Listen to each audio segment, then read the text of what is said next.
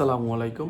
গতকালকে জাতির উদ্দেশ্যে যে প্রধান উপদেষ্টা যে ভাষণ দিয়েছিলেন ডক্টর মোহাম্মদ ইউনূস, হ্যাঁ, সেখানে সে কিন্তু নির্বাচনের যে একটা রোড ম্যাপ সেটা কিন্তু ক্লিয়ার করে দিয়েছেন এবং প্রধান নির্বাচন কমিশন বা নির্বাচন কমিশন অফিসে তার কার্যালয় থেকে ফরমালি একটা চিঠি দেওয়ার কথা ছিল যে রমজানের আগে যাতে ইলেকশন কমপ্লিট করতে পারে। আসলে আজকে তার ধারাবাহিকতায় প্রধান উপদেষ্টার কার্যালয় থেকে নির্বাচন কমিশন অফিসে চিঠি পাঠানো হয়েছে যাতে রমজানের আগে যাতে আসলে আমাদের দেশে একটা সুষ্ঠু শান্তিপূর্ণ একটা নির্বাচন অনুষ্ঠিত হয়।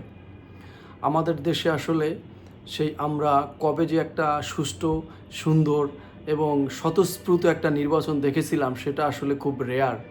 কারণ আমাদের দেশের ম্যাক্সিমাম নির্বাচনগুলো ছিল বিতর্কিত, ম্যাক্সিমাম নির্বাচনগুলো ছিল প্রহসনমূলক এবং অনেক রিসেন্ট যে নির্বাচনগুলো যেগুলো রাতের ভোটের নির্বাচন।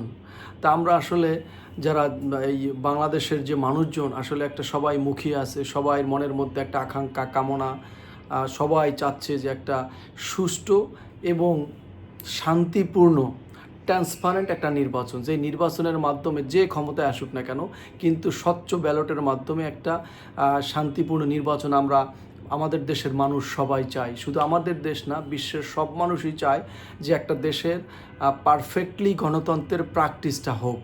এই গণতন্ত্রের প্র্যাকটিস যদি হয় তাহলে একটা দেশ আসলে তার উন্নয়নের একটা বড় ধরনের একটা ইন্ডিকেটর যে ওই দেশের নির্বাচনটা সুষ্ঠু সুন্দরভাবে এবং ট্রান্সপারেন্ট একটা পরিচ্ছন্ন একটা নির্বাচন হয়েছে।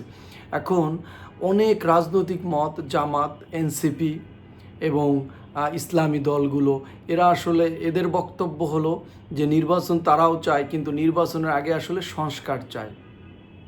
আসলে দুইটাই, নির্বাচনও দরকার, আমাদের সংস্কারও দরকার। এখন এই সংস্কারকে যদি আমরা আসলে পিছনে ফেলে দেই তাহলে আমাদের দেশে আর সংস্কারের কোনো সম্ভাবনা আমরা দেখব না।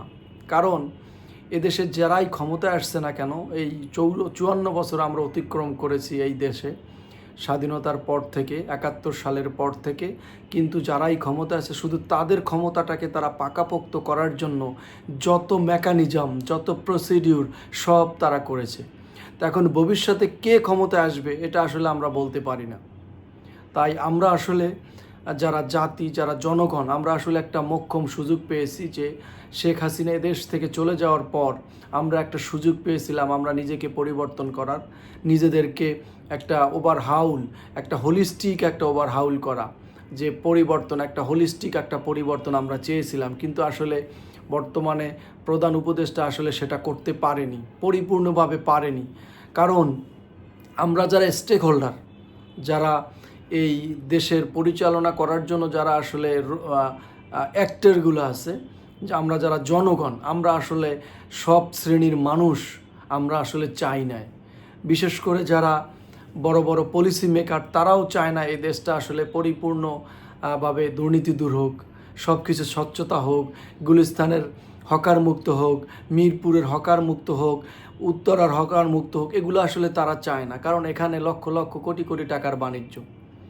এবং আমরাও চাই আসলে এই যে হকার যারা আছে তারা আসলে তারা থাক, কিন্তু সেটা একটা ফরম্যাটে আসুক। এই হকারদের যে টাকা, যে তারা যে বসে আসলে এটা গভর্নমেন্ট পাক, গভর্নমেন্ট পাওয়া মানে জনগণ পাওয়া।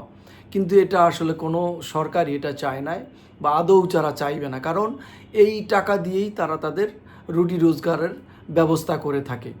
তাই যেটা বলতেছিলাম যে আসলে নির্বাচন আমরা চাই যে আসলে নির্দিষ্ট ডেটের মধ্যেই স্বচ্ছ, সুন্দর এবং একটা পরিচ্ছন্ন নির্বাচন, যে নির্বাচনটায় কোনো কোশ্চেন থাকবে না, একটা সবার মধ্যে একটা স্বতঃস্ফূর্ত অংশগ্রহণ থাকবে, কোনো ব্যালট বাক্স চুরি হবে না, রাতে অর্ধেক ভোট ফিল আপ করবে না।